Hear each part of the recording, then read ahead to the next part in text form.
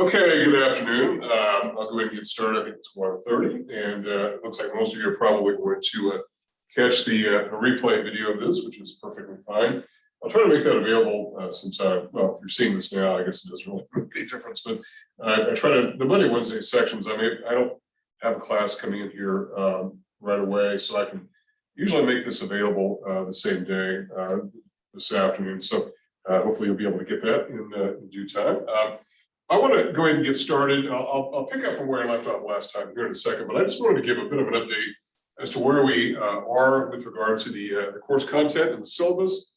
I do always like to give everybody a bit of an update as we begin every class session. So today we started on Monday talking about chapter 3, which deals with demand, supply, equilibrium. And we got through a lot of the demand discussion, but we're sort of now getting into really the heart of demand. And so I'm going to finish that discussion up here very shortly. I had initially, even on Monday, I think I had sort of had the idea that I would get into some of the content relating to chapter 4, but I think that's probably not going to happen. I don't think that's going to be a realistic possibility. Mostly because as I was sort of looking through some of the content here, excuse me just a second, I needed to power up my laptop. As I was getting through some of the content, I realized that chapter 3 was fairly deep in a lot of different areas, and I've used this book before, but not in the 15-week class. And so there's a lot of good stuff in chapter 3. It's usually material that comes up a bit later in the class, given my past experience with demand supply chapters.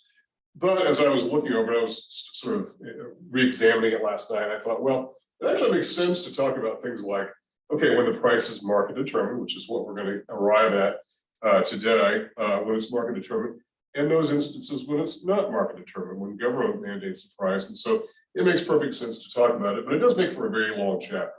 And I'd rather not have such a devotion to the schedule that we push through and ram through the material. So I'd rather cover this in the time it takes for us to cover things like price controls and how we measure efficiency within markets and inefficiency within markets. And those are going to be recurring themes, both of those really throughout the rest of the term. So that's where we're going to be. And I probably will not get done with all of the material leading up to some of those price control discussions. I hope everyone's had a chance to read the first 3 chapters. If not, you've still got plenty of time to do so.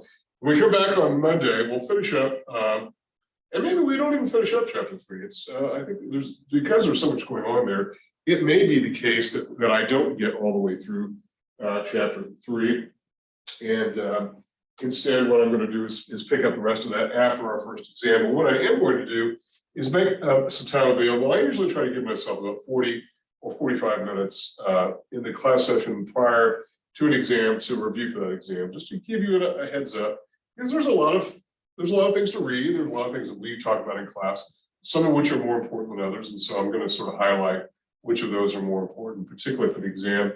So our first exam, and one thing I do try to stick with are the exam schedules, just because of the fact that, a lot of people put those on calendars and circle them and star them. And so I do understand that you all have lives and work lives and family lives and are really sort of orienting your semester over when exams and things like that are. So these important dates. And so we will have the first exam on Wednesday.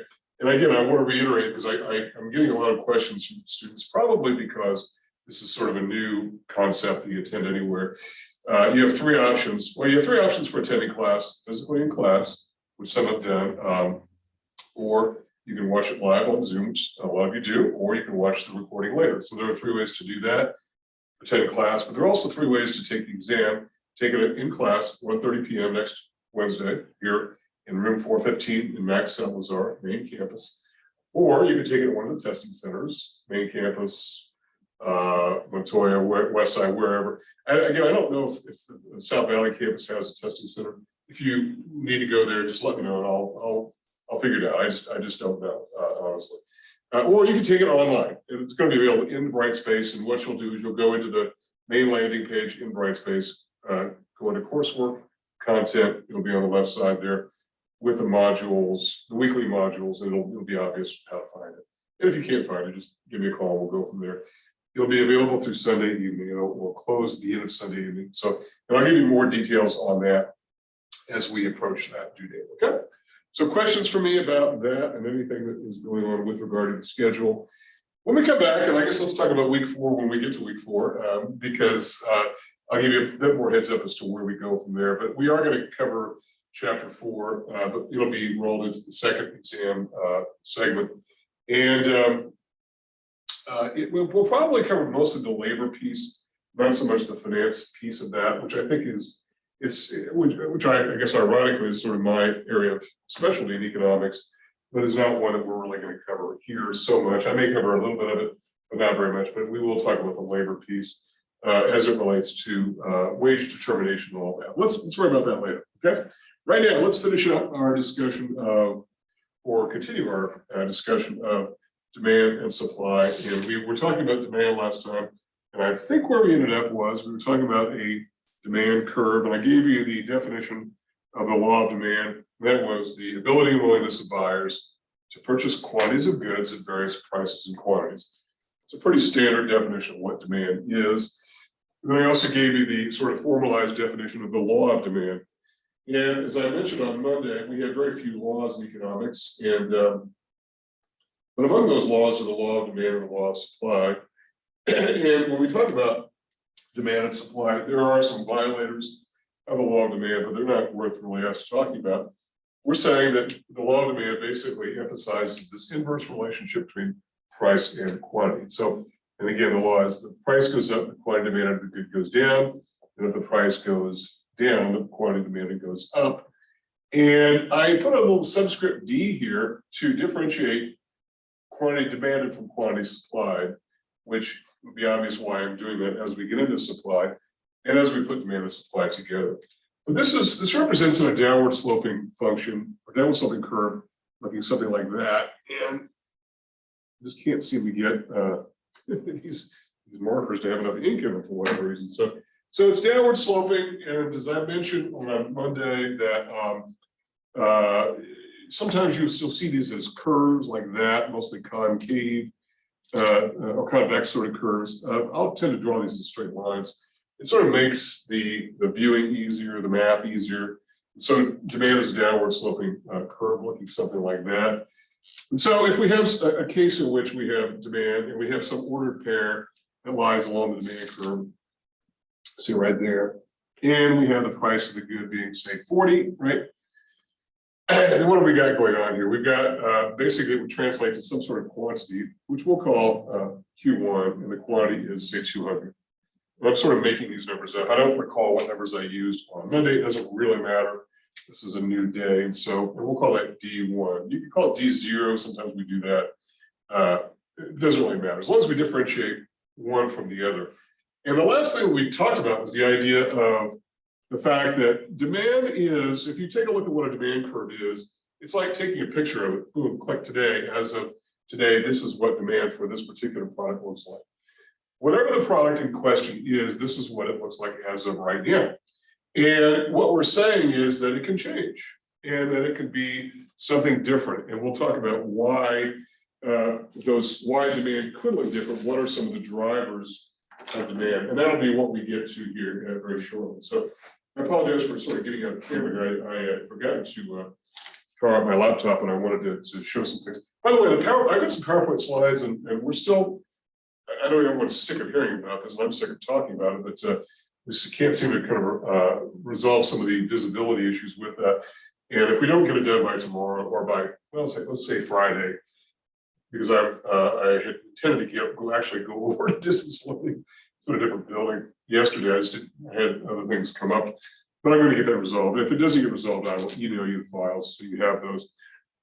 What they really serve to do mostly is to sort of organize the discussion. That's really the main issue there. Okay, but I will get those. So I'll get those too. So here's the demand curve. Click. We take a snapshot of it today, but it can change, and it could go.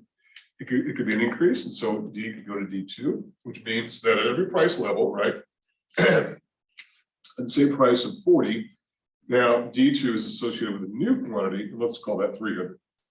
Okay. So at the very same price level, something's happened where there is a shift in demand. There's a shift in demand, and this differs from a movement along the demand curve. And I want to reemphasize this. We talked about it on Monday, but it's an important topic. That's an important thing to know, because I think that a lot of people,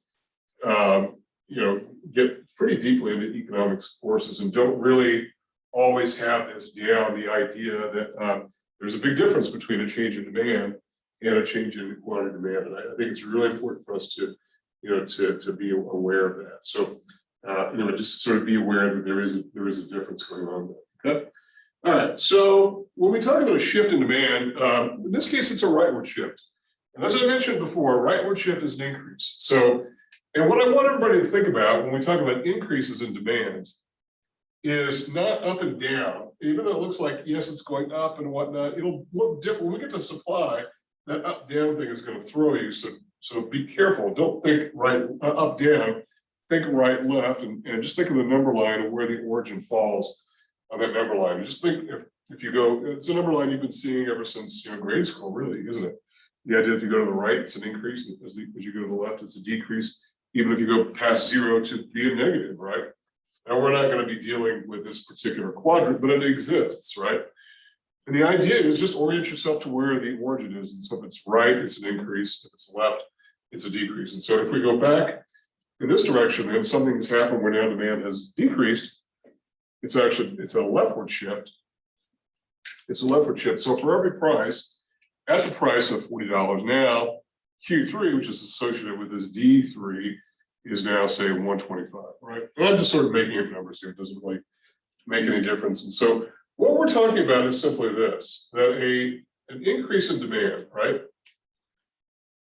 That a rightward shift in demand, and I gave you a little bit of this on Monday, but I want to make sure that everyone has this. A rightward shift demand is an increase in overall demand.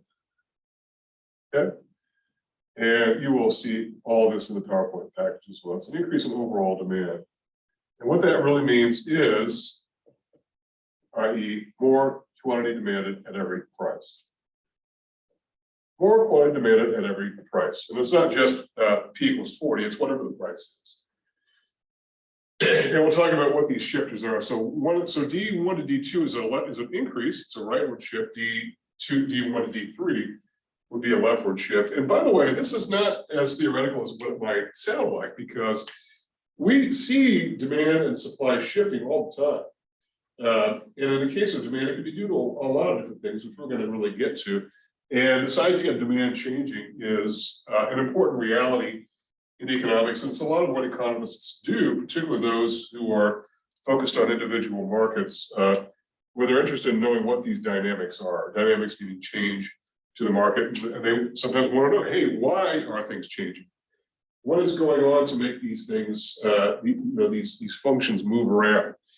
And we'll get to that in just a second. Okay, so if a rightward shift in demand is an increase in overall demand, in other words, the whole thing is moving, then what is a leftward shift? Oh, and by the way, let's say that we start from some equation 1 here, and I think I forget what equation I gave you. It doesn't really matter so much, but a demand function might look something like this. It might be price equals, and this is equation 1 associated with demand 1, right? So in fact, let me just call it rather than 1, I'll call it demand 1, right? So the demand 1 function is P equals let's say 50 minus 0.5 Q, right? In other words, it's a negative slope. We know this is a linear function because it's in the form of y equals mx plus b. In this case, we've got a negative sign, so it's a negative slope. It's a downward sloping curve, right? Well, what can cause an increase? Well, D2 might be this. And by the way, I don't want everybody to get hung up on these equations. All I'm simply doing is for the mathematically oriented, just sort of pointing the way here as to what that might look like and why this might move.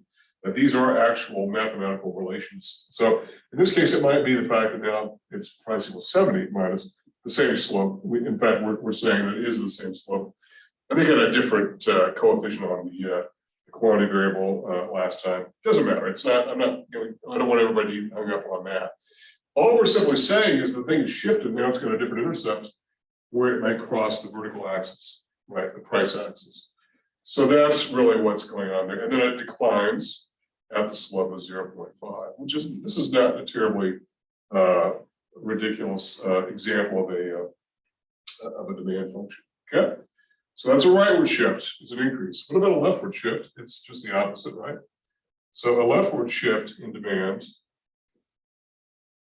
is a decrease in overall demand, okay?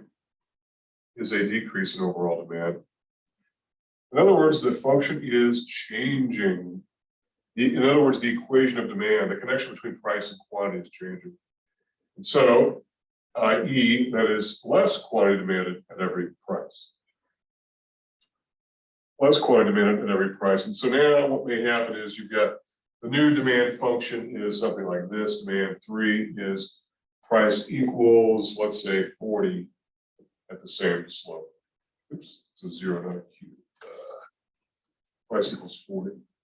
In other words, it's got a left, it's got a lower intercept point. Okay. And that's about all we're really going to get into in terms of these functions. I know some econ courses will get deeply into that, and some instructors like to work with that. I think it's more meaningful to students when you put demand equations together with supply equations.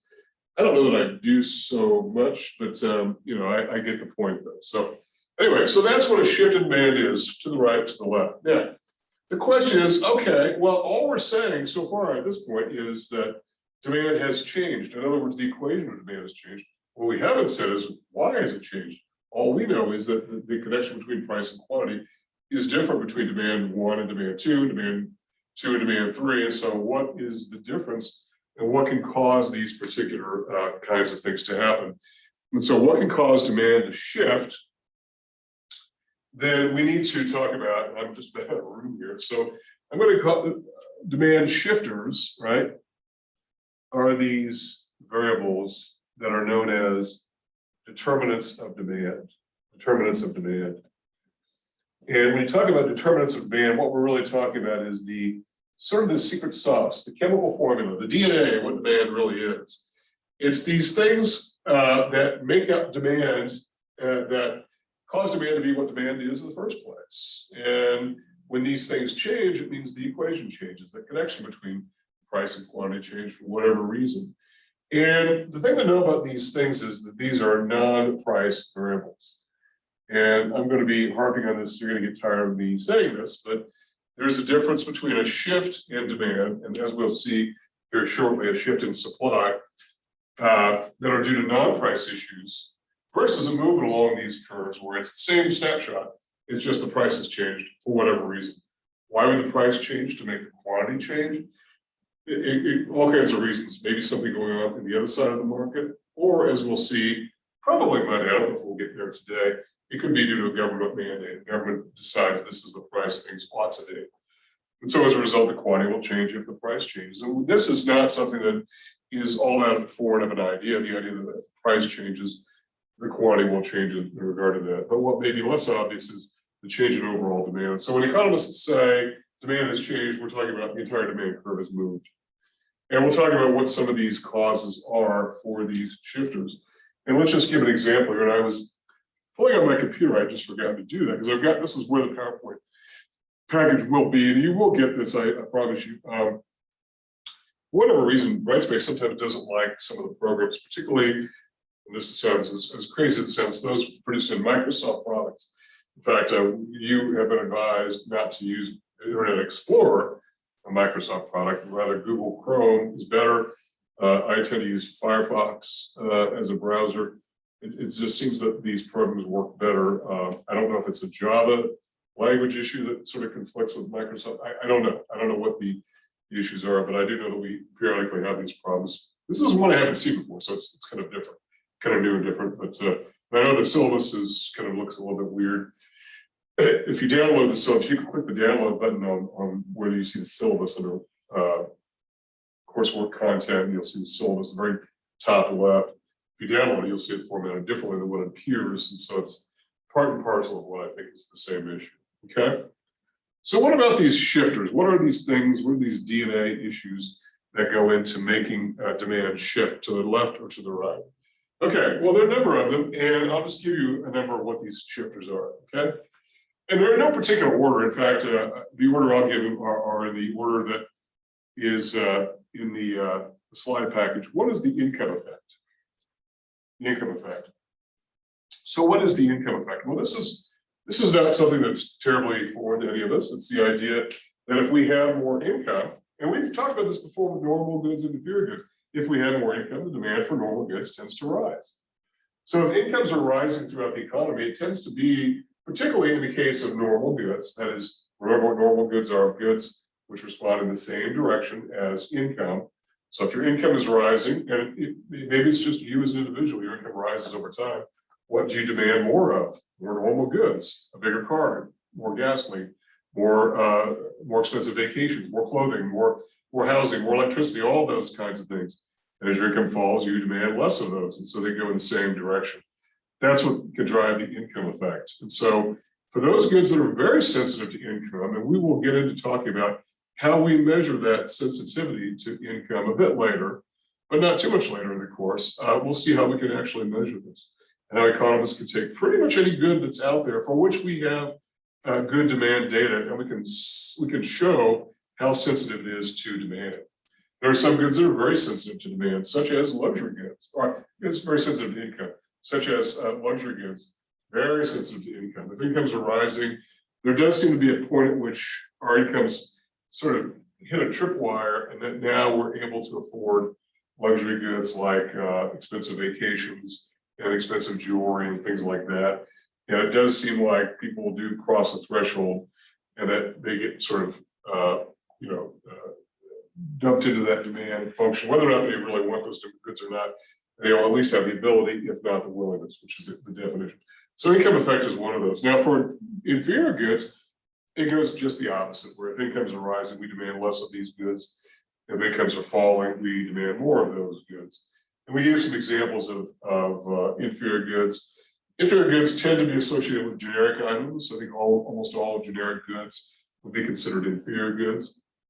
And if you're familiar at all with generic items, you'll know that in answer to the question, who makes the generic products that you see on your shelves, whether it's, it's usually consumer items, right? It's things like, generic vegetables in cans, or generic paper products, or generic dishwashing liquid. Non-branded kinds of goods are often made by the same companies that make the branded good, to the point where oftentimes they don't even bother to change the address on the labeling. It's the same company. So you might say, well, why on earth do they do that? Well, because they know that there's a part of the market that is very sensitive to price and very sensitive to income issues, and that really don't care about brands. A lot of economists that I know could care less about brands, and so you'll see them wearing generic sneakers and things like that. So that's an example of the income effect. So it works with normal and inferior goods, but in opposite ways. What's another example of these particular shifters here that we should know about? Beyond the income effect is also something called the wealth effect, which is related but different. Okay, it's related but different. And when we talk about wealth and income are different. I think it's important for us to understand how and why wealth and income are different. Income basically is defined very concretely. It's usually the amount of earnings over a specific period of time, and it can change over time, as can wealth, but it's oftentimes associated with something that's relatively constant. I know that very often, if you're like me, you have older relatives who will continually talk about how they're on a fixed income, and the reality is a lot of people are on fixed incomes, and so it doesn't really bring home the fact that only people who are retired have fixed incomes. Most people have fixed incomes. But wealth is something that's a little bit different, though. Wealth is this idea of what you've been able to hold on to. Is there a connection between income and wealth? Yes, there is, but it's not as tight as what you might imagine. And my experience in banking has taught me this from a very upfront, up close and personal sort of look, because you've got to be a little bit careful in judging a book by its cover. We've had people walking into my bank branch that look like they are impoverished. I mean, and yet they've got hundreds of thousands of dollars on deposit. And so you've got to be a little bit careful. Wealth is what you've been able to accumulate and hold on to. Some of it is inherited, so it can be intergenerational, whereas income is not really inherited. I don't know how you would inherit income. Maybe the stream of income from an asset, but not the wealth itself. Okay. And then one that a lot of economists will have, oh, and by the way, it goes in the same direction as income. The wealthier one is, the more, or actually I should say this before I go on to the next one, it's the wealthier you are, and an important modifier to this is, or at least you feel wealthier. This is an important one, and it sort of interfaces a lot with this area of economics, which is really interesting to a lot of people, and that is what's known as behavioral economics, which is sort of the intersection between economics and psychology, where people's emotions and perceptions of things really dictate a lot of their economic decisions, purchase decisions, employment, pursuits, things of that nature. And so in this case, it's how wealthy we are or how wealthy we feel that we are. So when the stock market is doing very well, for instance, those who have stock feel wealthier. And so they tend to be more likely to buy a new car, for instance, or to take a long vacation, or to buy some luxury clothing or designer clothing or whatever. And if the stock market is doing well, they tend to feel less well. And they do less of those things. They might switch over to more inferior goods. But this idea of how one feels is important, because it's not always how one feels is not always the reality, because of the fact that sometimes it's not always really clear how wealthy we are. Like if it's interesting, because I built a house a few years ago, my wife and I know what we paid for it. The construction cost of the land. It was a brand new construction. And so I've been and I have a balance sheet that I carry. I'm sort of obsessive compulsive about knowing what all we own and what we owe and all that. So I was carrying one value, and I thought, I wonder what this is worth. So I went into some website. It wasn't Zillow, it was something like that. And it had the price of the value of the home was about $65,000 more than what I thought it was. And I thought, I don't know if that's right or not. And I don't know where they got that information, but I know that from my experience in banking, a lot of lenders were using services which estimated the values of properties. In reality, it doesn't, the only way that you know what the value of a house is worth is what someone's willing to pay for it and what someone's willing to accept for it. So if somebody is willing to pay me $65,000 more for it, I might take it tomorrow. I don't know if my wife would want to move, but you kind of get the idea. That it's worth more than what I thought. So maybe I feel wealthier. Now, I don't know that I'm going to run out and buy a new car, but you kind of get the idea. It's how we feel about our wealth. And I know during there was a great illustration of this during the early 2000s, mid 2000s, when real estate prices throughout the country were just going up and up and up and up. And you had all these TV shows about people buying homes and fixing them up a little bit, doing some cosmetic things to the kitchen and the bathroom and all that, and then flipping them, right? These whole flipping shows. And there was a show called Flip This House. I think there's another show called Flip That House. I mean, there was just, you still see, they're starting to come back now, I've noticed. But that's an example of people feeling like homes are going to keep on rising in value. So by gosh, we need to get in on this. That's a little bit of a craze. And so that ended badly for a lot of people, including for a lot of the banks that were on for the ride, but shame on them. I have no sympathy for the bankers who financed that mania. Okay, so they go in the same direction. Income and wealth effect. It's just one is a little bit less hard, less easy to put your arms around how wealthy you are or how wealthy you're not. It's often very difficult. Okay. All right. What about the next one? Sometimes economists will put this as number one, and I guess you could. It doesn't. There's no really order here of these. I'm not really numbering these 1, 2, 3 or in some sort of rank order, but tastes and preferences and changes in tastes and preferences really determine demand. And when I say that a lot of economists will sort of elevate this to the highest level, I think it's a recognition that from most of the markets in our society, which are dominated by providing things which people want much more than what people need, those wants can change all the time. Their tastes and preferences can change. And what people like now, they don't like in 5 years. And so as a result, if you're selling a very hot product, that could change very, very easily.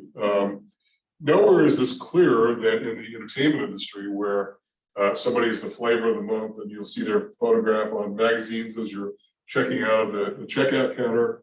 and you'll see them again and again and again and again, and then suddenly you don't hear from them at all. They're done, and people are sort of done with them. And I think that for those who are familiar with the entertainment business, it is a very fickle business. Somebody's very, very hot, and then suddenly are not, and it's a very wildly volatile sort of market. So you get that idea.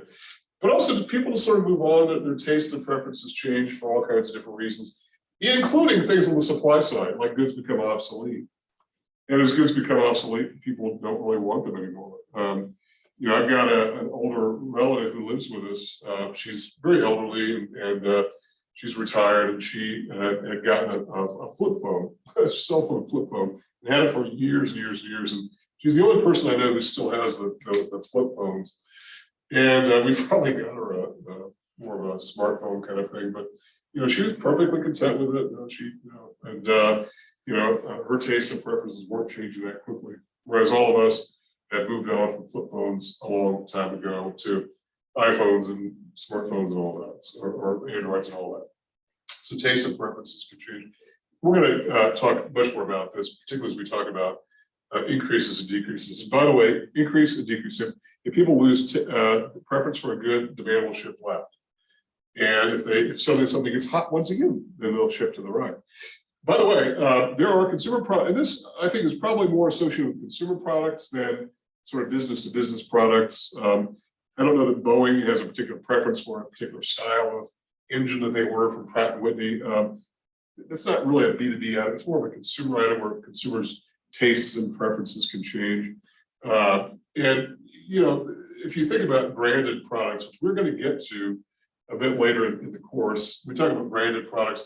Think about the continual efforts that have been going on for decades to continually rejuvenate brands and keep them out in front so everyone knows that they're there.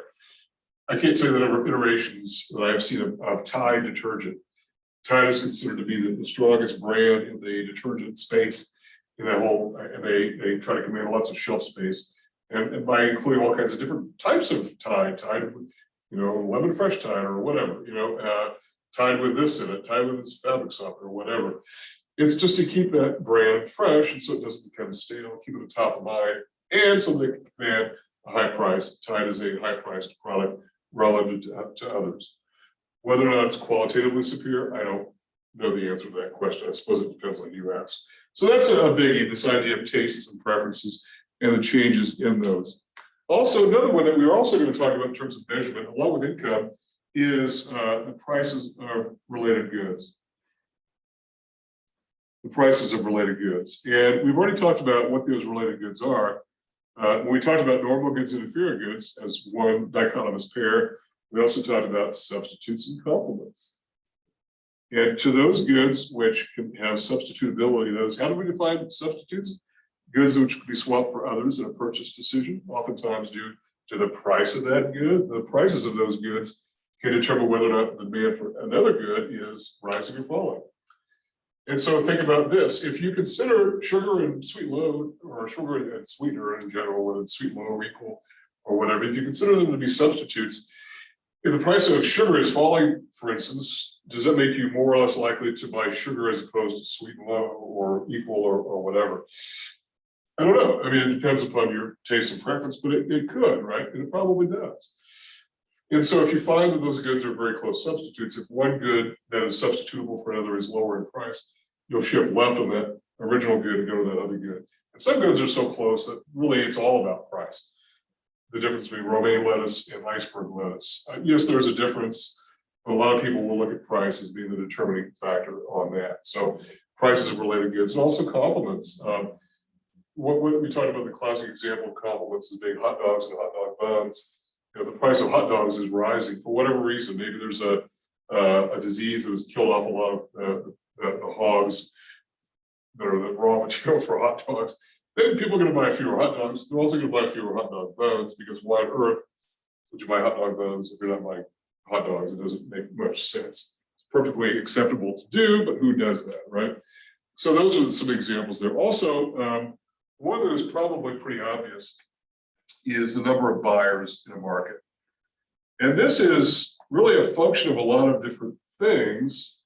And in fact, it can incorporate a lot of these above here, but I'm just going to address this from the standpoint of just a sheer strict definition of the number of buyers in a market. So think about this. And again, I want to be clear, when we talk about markets, I want to come back to this metaphor that I've used before of the Russian doll, right? We've all seen Russian dolls that are these big monstrosity of the dolls, and you open it up, there's a smaller doll, open that up, there's a smaller doll. And it's the same goes with markets. You could be talking about the market for pizza in Albuquerque, and then the market for pizza in Southwest Albuquerque, and then the market for pizza between these streets and these streets and these streets, and that sort of thing. They're all the same market, but they fit into bigger markets. And so you can slice and dice, zoom in, zoom out on these particular markets. And when you do that, the number of buyers or would-be buyers will change.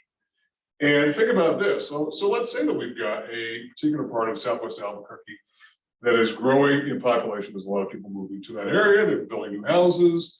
There's a lot of new schools are going up in relation to that. So people want to move there. So as a result, there are going to be more buyers in a market. So the demand for a lot of goods is simply going to rise just simply because there are more people to buy those goods. And it works in the other direction. And so that's a rightward shift. It works in the other direction when there's a leftward shift.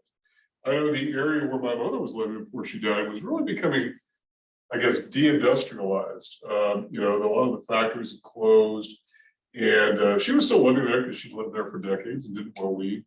But I remember it was actually very depressing because a lot of people had moved simply because some of the factories, particularly auto-related, this was when the financial crisis was going on. A lot of the car companies were really in dire straits. People just didn't want to buy cars, so they weren't making them. A lot of layoffs. A lot of people moved to other parts of the country. And I remember whole strip malls just vanishing, and nobody buying. And so if there are fewer buyers because there are fewer people, that's going to be a left shift for most of the goods in that particular market.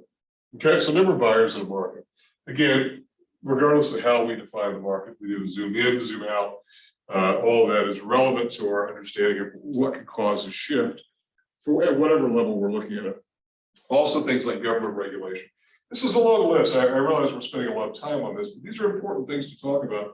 And in fact, we're going to see these later in the course at various points, this idea of these factors bearing down on markets and causing dynamics in markets. What about government regulation, and how does this impact the demand for goods? Well, when we talk about government regulation, a lot of times we're talking about taxes for the most part, particularly since we're talking about the demand side here. When we get into supply, we'll talk a bit more about other kinds of regulation, like things like environmental controls, minimum wage laws, working conditions laws, those kinds of things. But from a buyer's standpoint, a lot of it has to do with taxation of goods. There are some goods that have lots and lots of tax, and because they sort of are like tax magnets. They are, and we'll see why that's the case very shortly when we talk about how we measure responsiveness of demand. Things like alcoholic beverages are tax magnets. They're taxed mostly because of the fact that people who like to drink alcohol are willing to pay a higher price for it. And we know this to be the case because they do. And so alcohol gets an extra amount of tax, as does cigarettes. In fact, I can't think of too many goods that attract tax the way cigarettes do. I would say probably most of the actual price that a buyer pays for a pack of cigarettes is probably taxed at the state, local, federal level. It's also taxed at the federal level.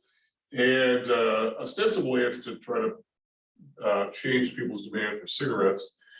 And it has, I think, probably fewer people smoke as a result, simply because it is expensive to smoke, particularly if you're a heavy smoker. But also the reality is that people are going to smoke, even if the price goes up. We know that to be the case. And it's an addictive substance, and so that's what happens in that case. Gasoline, another example. Not that gasoline is addictive, but you've got to buy it.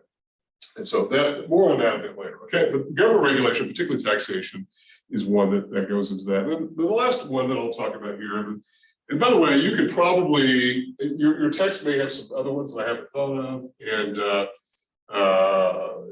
these are the ones that I think are probably the most important to know. And if you were to go onto the internet and find other listings, you probably would find other ones, such as things like import prices. If the imported goods are cheaper, maybe that'll affect demand for domestic goods. Yeah, that's true. I mean, the list could go on and on. We've got make this a reasonable list. But the final one I'll talk about is expectations. And that is what people rationally expect to see happen will oftentimes determine their demand decisions. And it goes back, it incorporates a number of others as well, but it really has to do, again, with this intersection between the way we think and feel about things and what our actual behavior is going to be. So if we feel like our jobs are safe and secure and that they're not in any kind of a threat, then that probably makes us more likely to go buy a new car, for instance. If we feel like our job situation is tenuous, maybe the employer is going to shut its doors, leave town, whatever, that would probably make us less likely to buy a new car. So, and it's not just us individually, but others like us who fall into that same, when I say like us, who fall into the same demand characteristics, it would make us less likely to buy. So our expectations drive a lot of our demand decisions. Okay, and we get into this has probably more relevance when we get into talking about some of the macro variables. But if you take a macro course, but for right now, that's sort of where we are at this point. Okay, all right. So questions about demand and demand shifters and what could cause them to move. Well, it sounds like we've done a lot here, and we spent a lot of time on demand, and we have, but we spent the majority of our time really talking about these sort of mechanics, up, down, right, left, that sort of thing. And it's going to go much faster with supply because some of the same characteristics that we were talking about with demand are going to apply to supply as well. So it's just a much, I was sort of laying the groundwork of what is common with both supply and demand. Now that we've talked about demand, well, let's talk about supply. And we'll see that it will tend to go faster. Then we'll put demand and supply together. And then when we put demand and supply together, we'll define what the condition of stability is. Then we'll do some movement with those, et cetera. So let's talk about supply. What is supply? How would we define supply? Well, it's a very similar definition to demand. It's the ability and willingness of sellers or would-be sellers, right? Of sellers to provide output at various prices and quantities. Okay, so they're providing outputs at various prices and quantities. So that's a pretty good generic definition of supply in general. And by the way, there are some goods which defy the law of demand, and they're called Giffen goods. They usually are extreme luxury goods or extreme inferior goods, where demand curve actually goes in the opposite direction, because some extreme luxury goods, the more they cost or the more they're priced, the more people want them. Those are extreme luxury goods. So it's a lot of it having to do with wanting everyone else to know that you paid for a Rolex watch or whatever. If Rolex watches went up in price, people would continue to buy them, and they may even buy more. I don't know. To the extent that people like to show off their purchases, so-called conspicuous consumption. So there are violators, a small subset of the goods out there, but I can't think of any goods which would violate supply and what is known as the law of supply, which is really the only other law in economics that we've got, unlike physics and chemistry. The law of supply is there's a direct relationship between price and quantity. In this case, we'll modify that by calling it quantity supply. A direct or positive relationship between price and quantity supply. And the reason I can't think of any violators is it doesn't make sense that a business firm would supply more quantity if the price goes down. It doesn't make a lot of sense. It doesn't mean that they sometimes don't have to. I mean, I think of agriculture where if you've already produced it, you've already produced it, and it's just too late. You've got to. But that's why there's a long-standing old futures market where people lock their prices in many months before they deliver the product. But I can't think of too many violators, if any. In fact, I don't think it makes sense that there's a violator of this direct relationship between price and quantity supply. So what is that relationship? Well, it looks basically like this: that the price of a good is rising, the quantity supply will also rise. If the price of a good is falling, the quantity supply will also fall. So that would be the law of supply. Again, it doesn't really make a lot of sense that there would be violators of this, because what would motivate suppliers to do anything other than to follow the price of the good, to make goods more available if the price is rising. And by the way, just as an example, we know this to be the case even from our own observations. We sometimes can see this to be the case. I can recall that when the price of gasoline, and it's gone up and it's gone down, up, down, up, down. But there was a gas station that was not far from where I used to live that when the price of gasoline had fallen, they would end up closing their doors like about 7 p.m. or something. And I had asked the manager, I go, why because they used to be open like 9 or 10 at night and whatnot. And I asked the manager why. And he goes, well, we're not making as much money as a result of this. And where they make most of their money anyway is on things like chips and cigarettes and whatnot. And after 7, not too many people were coming in anyway. So why stay open and pay wages just for a marginal amount of people who want to buy gas when they can buy gas elsewhere? So you get the idea. There's that relationship. Had the price been higher, maybe their response would have been different. So that's what supply is, the direct relationship between price and quantity. If we were to put that on the same graph, the same PQ plane as before, with the same origin, remember that, same origin there, what would the supply function look like? Well, we would know that it would go up in the same direction, right? And so we would have an upward sloping curve or straight line that we would simply call label S for supply. And so what we're really saying is that anywhere along the supply curve, if the price is, let's go ahead and label the axes here. Again, dollar figures on the vertical, so price numbers on the horizontal quantity. So if you had some particular ordered pair that fell along this, if we had, let's just take the same price of 40 as we used before. So P equals 40. Then we are associate that with, oh gosh, what was the quantity that we talked about? I think it was maybe 200 or something. Doesn't really matter. These are taken independently of one another. So at a price of 40, you end up with a quantity of 200, and that's what sellers are willing to provide. If the price were to go up, then sellers would provide more of those. So sliding upward along the supply curve are due to changes in price. And let's just go ahead and write that down here. That is a movement along the supply curve, just like in demand, right? This is why this is going a little bit quicker. A movement along the supply curve are due only to changes in price, or is due only to changes in price.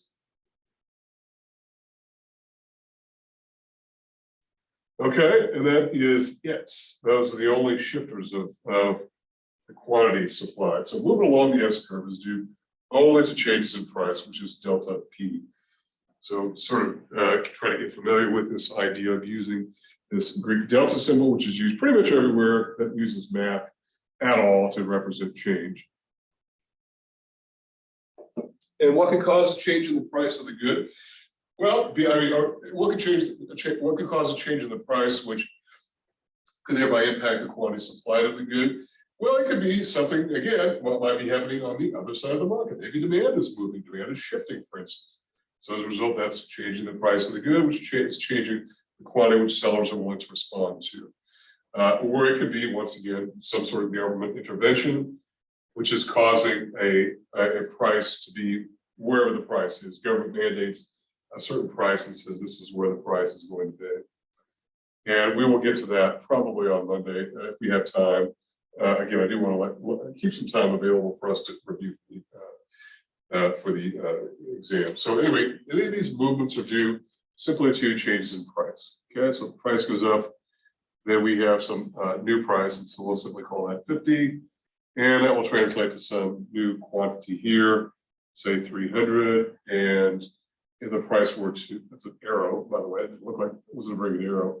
If the price were to fall for whatever reason, then we have a new price we'll call P3, which is now 30, and the quantity 3, which is say 100.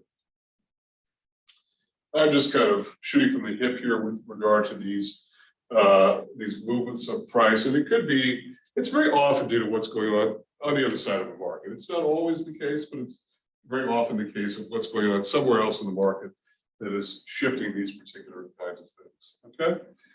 All right. Well, so we've talked about this idea of moving along the supply curve and what that could be all about. Now let's get to the idea of a change in overall supply.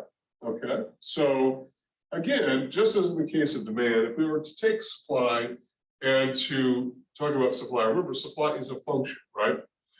It's simply a function. It basically says that at any one particular time, we can take a snapshot and say, this is what supply looks like right now. Okay, this is where supply is. But that doesn't mean that's what the supply function is going to look like over time. It may look like something else. And so as a result of this, if we've got some sort of change in supply, we're going to have some sort of change in overall in the configuration of where supply is. And so let's say that we have a supply curve. We'll simply label that S1, okay? And let's say that it's associated with some price of $40, okay? And S1 will be associated with some quantity 1 of 200. So I'll keep the same figures there just to sort of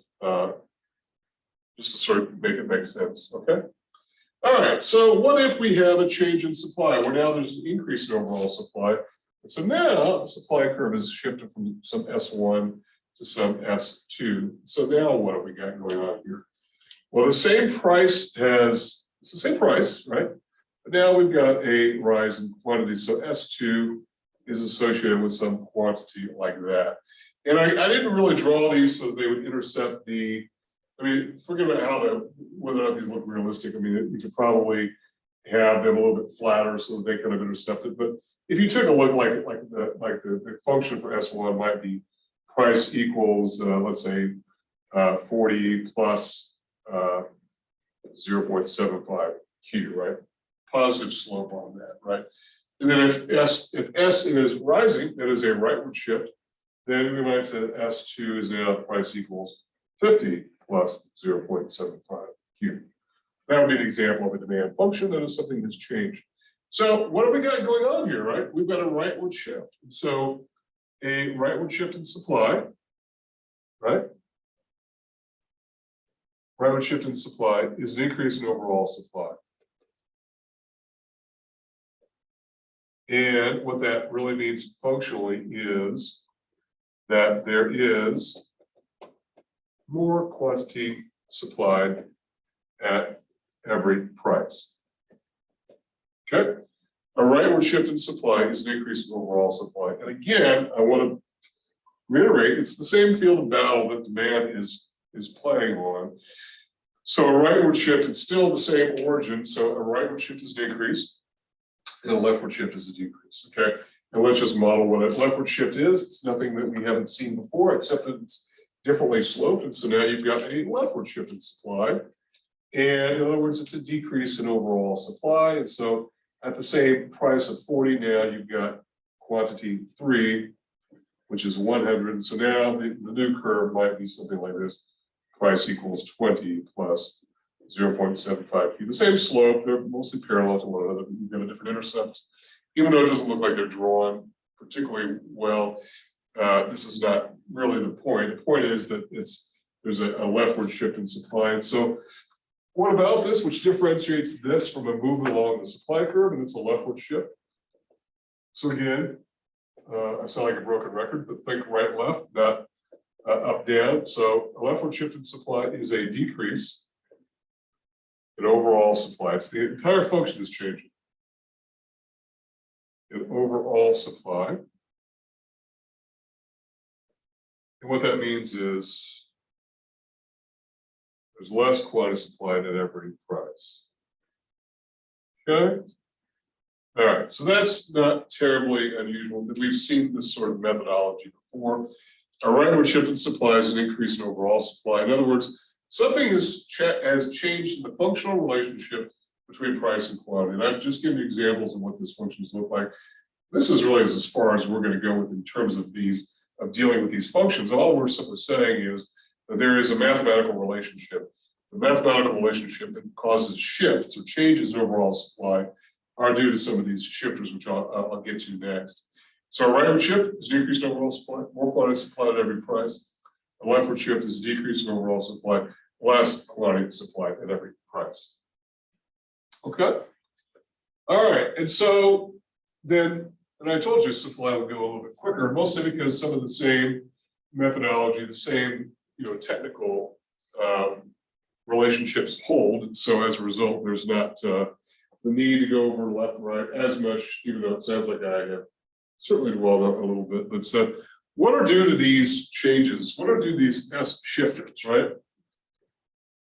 These shifters in supply are also known as the determinants of supply. It is, as is the case of demand, it is this is the DNA of supply. It's the chemical formula of supply, and that these are also non-price variables. In other words, it's not the price of the good that causes a shift. It's something that is outside of the price mechanism, and so let's talk about what some examples of these are that would cause these shifts in supply. Well, here, where we could argue over whether or not maybe income and wealth should come first on the list, or taste and preferences should come on the list. Here, I think we do have a rank where this is probably the most important by far. And as we will see when we start talking about the economics of business firms, that it really does make a big difference as to overall supply, and that is changes in the cost of production. Changes in the cost of production. This is far and away the most important one. And we're going to see again and again the relationship between cost and price. And I think I may have alluded to this previously, but I want to reiterate something that I've talked about before. And that is the important difference between cost and price. And I know that all of us, myself included, we probably use these terms interchangeably. In fact, I just did when I was talking about something costs something. An economist would say something is priced at something. If I'm looking to buy a pair of shoes, I would say they're priced at whatever, X dollars. Whereas the cost of those shoes would be what it costs the manufacturer and the shippers and the distributors and the retailers to bring that good to the market. That's the cost of the good. Presumably, it's less than the price of the good. Otherwise, nobody would have an incentive to bring that good to the market in the first place, right? And again, we will talk about the fact that not particularly a brilliant bit of analysis, but that sellers want high prices, right? The higher the better, and the higher that they can get away with. And so that they can put some distance between the cost of production and themselves. But when we talk about cost of production, let's talk about what we're really getting at here, okay? So we're going to introduce the term TC, the total cost. That's the total cost of production. And it's simply, what does it cost to produce the level of output that is being produced? And if the cost of production is rising, then the supply curve tends to shift left. And the reason for that is very simple. If it costs more to do something, whatever, you're going to do less of it, right? But regardless of what those costs are, it's going to, if it costs you more to do it, you'll do less of it. And if it costs you less to do something, you'll probably do more of it if you want to do it in the first place. So total cost is related very much to supply. And again, we're not talking about supply increasing or decreasing. We're talking about it shifting left or right. So changes in the cost of production is, I think, far and away the most important determinant of supply, because again, and there's something that I have said before, and I'll probably say it again, and that is the idea that in my mind, if you're talking about the burden of responsibility in a market and who's got the more work to do, I think it's the supply side. Because not only do the suppliers have to understand what is going on in the minds of buyers and what their alternatives are, and they're also going to be aware of what other sellers are doing. I mean, as a buyer, we don't tend to really worry about the buyers that much. There are only a few goods that are what we would consider to be rival in consumption, like houses, for instance. I want to buy this house, but somebody else wants to buy it. Sometimes realtors will put the heat on you by saying, you better sign now, that house won't be here on Tuesday, whatever. You know, that sort of thing. There are very few goods. I mean, if I go to buy a pair of shoes or a sweater, I don't know that I really care what others are buying. But I do if I'm a seller, I care what others are selling. So you've got that burden, plus you've got your own internal cost of production, and you've got to understand what's going on the demand side. So all these are factors that suppliers have got to take into consideration, which is why management itself is an art form. It really is. It's why we have business schools to teach people how to work through these problems, because every business has got problems to deal with. Among them are changes in the cost of production. What are some of these costs? Well, we're going to get into it beginning chapter 4. Labor is a big cost. There are some businesses in which labor is the most significant. The most significant cost. There are lots of businesses where labor is the majority of the cost. Not all businesses, certainly, I think in some of the higher tech industries or some manufacturing, it's materials that are very expensive and whatnot. But for the most part, I think a lot of businesses, it's the cost of labor. What does it cost to pay our human capital to do what it is we're producing? If wages are rising, it tends to be the case that suppliers will probably try to provide less output.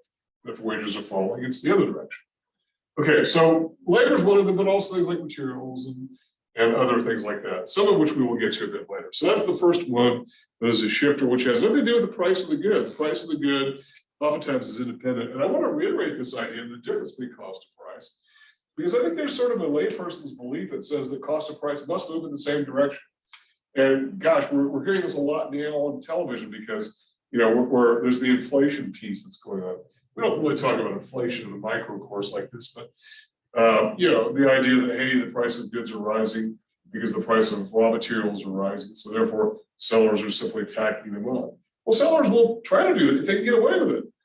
But if sellers can't get that price increase to stick, then they won't do it, and they'll simply absorb the increase that they're paying for labor and materials and whatnot. This happens all the time, where firms cannot pass those costs along because why? Because buyers, being fickle as they are, if they don't like the price of the good, they're under no obligation to buy it in most cases. Okay, so changes in the cost of production is a biggie. What are some others here that go into this? Well, there's one that's a really important one, and it is more and more important over time, and that is changes in technology, or in general, innovation. Innovation, invention, creation, creativity, anything you want to say here. Now, this is how I have it listed in my PowerPoint slides, changes in technology and innovation. And what's really interesting about this is that since the beginning of the Industrial Revolution, changes in technology have really only gone one direction, for the most part, and that is improvements in technology. Because why on earth, if you're a producer, remember we're talking about the supply side, if you're a producer, why on earth would you want to adopt less efficient technology than what you already have? It doesn't really make much sense. I'm not saying it's never been done before, where somebody swaps out this fancy schmancy copier that does the faxes and makes coffee and does all this for something a little bit more reasonable. I'm sure that does happen. But there's a reason why the fancy schmancy copier is out there. It's because there's probably demand for it, and that maybe that particular supplier doesn't want to buy it, but others will, which is why it's there in the first place. Technology gets better and better and better all the time. And what's more is the fact that as technology changes, firms have got to adapt and adopt that technology, or they get left in the dust. No question about it. And from really the first generation of personal computer users, I know it's very fashionable, and my son or daughter like to think I don't know anything about computers, but not only do I know a thing or two about computers, even though I'm having trouble with PowerPoint, it doesn't seem like I do, but I've been around since the very earliest days of personal computing. I do know a lot about computers, but I will say this for a lot of people around my age, there were a lot who really dug their heels and said, I'm not going to use computers, and don't send me an email because I don't use email. You just can't exist today if you go around saying, I don't use email. Forget about it. You're done. You don't even look like you're a serious player. You've got to use technology. You've got to get left in the dust. And it's at the individual labor provider level. It's also the individual firm. So if you had, for instance, two grocery stores in a city, say Smith and Albertsons, and let's say whoever came up with the scanning devices first that scan the optical barcodes, right?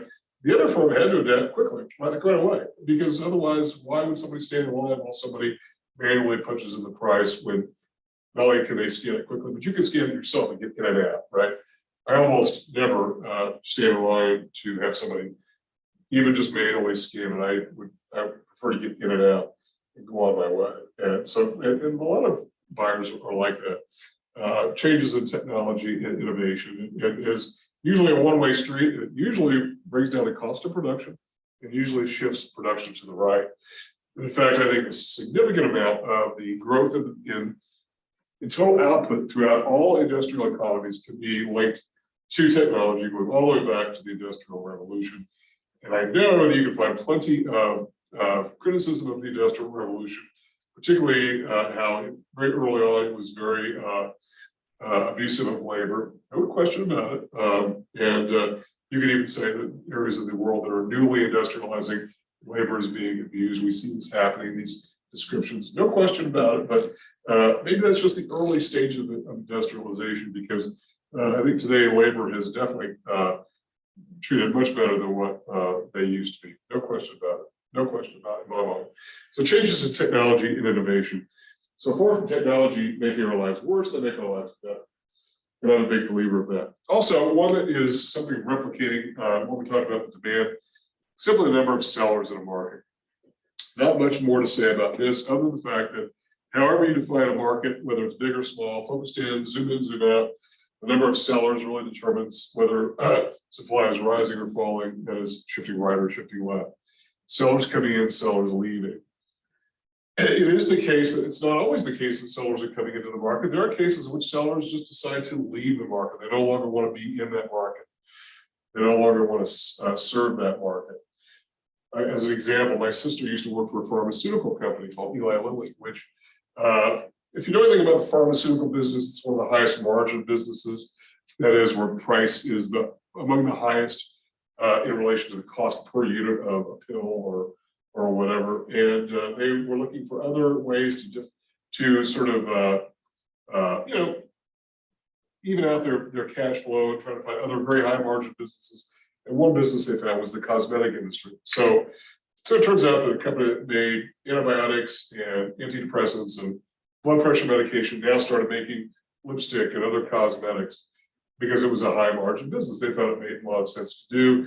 Then they found out that they didn't really know very much about the cosmetics business, and they exited that business. They got out of it because they simply they became a less seller in the market. It wasn't one of their competencies. And in fact, this is something that we are seeing throughout the business world today that is counter to what happened beginning right after World War II, where businesses started doing all these different kinds of things. A company like United Technologies that made air conditioners, that made jet aircraft, that made car batteries, that made insulation, all these kinds of different sorts of products, which are now, they're sort of selling these bits and pieces off to focus on what they think they do best. And focusing on that. And we're seeing this happen really throughout the business world, focusing on what it is that one does best, as opposed to trying to do something like trying to sell cosmetics when you're really a drug company. Also, government policy. We talked a bit about this with regard to the demand side. It's probably a bigger issue with regard to the supply side. And here we're really talking about two things: taxes and regulation. We didn't talk about regulation from the standpoint of the demand side because it impacts the demand side, but I don't know that it really is a demand decider. I don't know that we choose to make our decisions based upon the regulation of a seller if we're the buyer. I don't think we have that burden. Again, I think a lot of the burden of a lot of these things falls on the supply side. And so taxes and regulation. One thing about taxes is the same thing that we can say about total cost. We'll simply say taxes are another cost of doing business. And so if the total cost of doing business goes up, supply should shift left. So if taxes are just another cost of doing business, then shouldn't supply behave in that same direction? So if taxes go up, then supply will shift left. So taxes go down, supply will shift to the right. And by the way, I think this is a pretty good and one that I think a lot of economists could get behind. Even if they do favor higher taxes on businesses, I think that those who advocate higher taxes on businesses know that there's going to be a shift to the left, whatever that good in question is, but maybe it's a worthwhile trade-off in their minds. Like, for instance, the economist Steve Levitt has recommended raising the gasoline tax incredibly high, to the point where gasoline will cost buyers several dollars more per gallon. And when asked why he would favor it, he'd say, well, it's because we shouldn't be using as much gasoline because of what it's doing to the environment. Not everyone agrees with that, but I understand the argument. Okay. By the way, this was part of the tax cuts that was given to corporations with a 2017 income tax revision, which is probably about the most significant change to the income tax laws since 1986. It's about over 30 years. Which really slashed the corporate income tax rate dramatically, was intended to boost supply. It was definitely a supply-friendly tax cut. Yes, there were other things in it for ordinary households, like an increase in the child tax credit, that was the main thing, I think. Some changes to retirement savings and the amount that you can put into retirement savings, that kind of thing. But without getting into a tax course, you get the idea that there was an effect of that law on households, but it was really intended to be more focused on businesses, and slashing the corporate tax rate was a biggie. And then the final one here, which I'm going to move over here because I'm just about out of time, and that is, again, expectations, which is where we sort of ended this demand discussion last time. Expectations. And here what we're really talking about is something a little bit different than with demand. A little bit different than demand here, because what we're really talking about here is business outlook, or what are more formally known as forecasts. Any business of any size does forecasting. And if it's a large enough business or a large enough industry, this is where economists are employed in order to determine what a business forecast should look like. All a forecast is an estimate of what the future should be, just like a weather forecast. And just like a weather forecast, it's oftentimes a little bit wrong, right? Mark Wright Kenny says it's going to be a high of 43 today.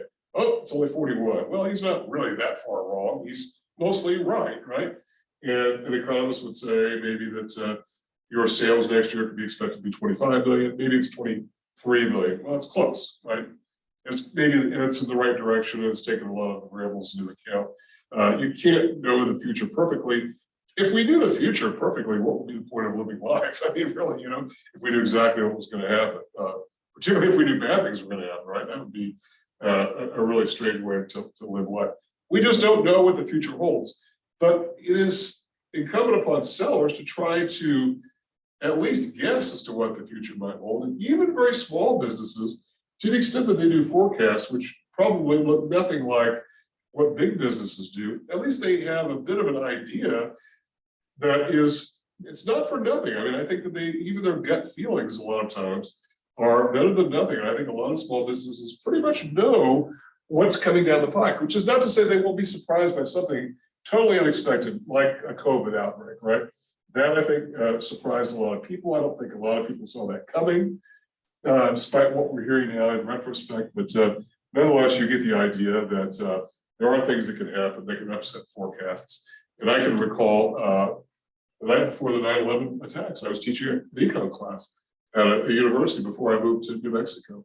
And we were talking about the federal budget and spending priorities and all of that. And the next day, the 9/11 terrorist attacks happened, and all those assumptions had to be changed. So forecasts can be upset. I was also working for a bank at the time, and then later in the week, our manager basically said, forget about our budget, it's out the window. It's time to move on to something else. And so last thing, this is a good place to stop because it's going to be a good place to jump off on Monday before we start to review for the exam. And that is this. What if we put supply and demand together and you end up with sort of X configuration here with a downward sloping supply curve and upward sloping supply curve and a downward sloping demand curve. You end up with something like that. That is a very common configuration. If you've been reading the textbook, you have seen this before. The two things that we should talk about, which we're going to be elaborating a bit more on Monday prior to our review session, is this. What about the intersection of demand and supply is simply known as this. It's known as a point of equilibrium. Equilibrium is defined as a relative short-term state of balance in the market. And it's got two elements, state of balance between supply and demand. So it's supply, which is why they come together, and quantity supplied and quantity demanded. And then we call that relative state of balance equilibrium, and we have an equilibrium. And it's really two elements. It's as to price and quantity. And we simply refer to this as equilibrium price, which we put a little asterisk. We pronounce that P star. And we put a little asterisk by quantity. We call that Q star. And we've been using that sort of methodology and that sort of terminology for a very long time. These are points of balance, points of equilibrium. And this is where we'll pick it up on Monday. We'll spend a good half an hour, I think, talking about this, and more importantly, talking about changes in equilibrium. Because if we said it's a short-term state of balance, well then, what does the long-term look like, and why does it look different? It's because something will come along, like a lot of equilibria, it will knock it out of balance. to some new balance. It'll find some new condition. Okay, so I hope this was helpful, and even though it was a bit tedious to go through all of this, I get that. But once we have this in our minds going forward, we won't have to cover any more ground to cover that again. So questions for me about anything? Okay, all right, so I'm going to go ahead and post this video. You'll be able to view it and get with me between now and over the weekend. I'll be available all weekend. I won't be on campus, but I'll be available. So email is probably a great way to reach me. I check that, pretty commonly, particularly over the weekend when I'm free. During the day, I'm a lot of times in class or meetings, but I'll be more than glad to get back with you if you have questions. So have a great weekend, and I will talk to you next week.